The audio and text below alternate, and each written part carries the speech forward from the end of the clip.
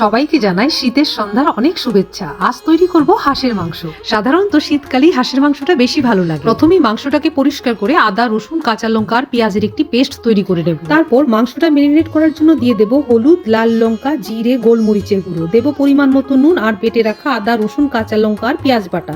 তারপর দেব টুকরো করে রাখা একটা মিডিয়াম সাইজের পেঁয়াজ, দেব সর্ষের তেল, দিয়ে ভালো করে মাখিয়ে মাংসটা 30 মিনিটের জন্য ঢেকে রেখে দেব।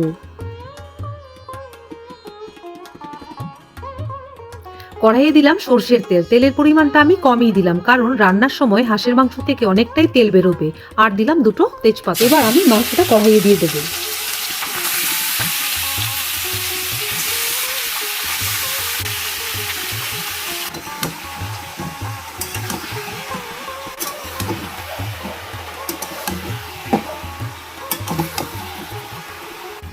দিয়ে দিলাম দুটো আলু।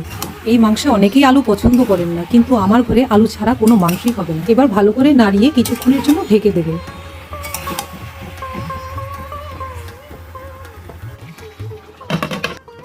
অনেকটাই জল বেরিয়েছে।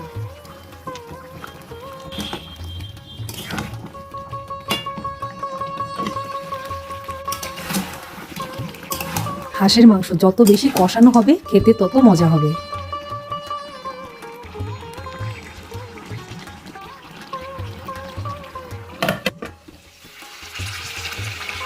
জল শুকিয়ে পুরো তেল বেরিয়ে এসছে।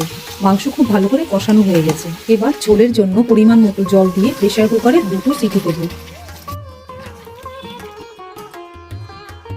দিয়ে দেব কিছুটা গরম মশলা।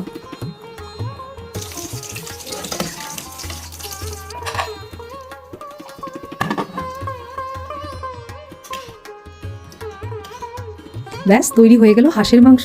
এবার পরিবেশন করুন শীতের রাতে গরম ভাত বা রুটির সাথে গরম গরম হাঁসের মাংস। আর পাশে থাকার জন্য আপনাদের সকলকে জানাই অসংখ্য ধন্যবাদ।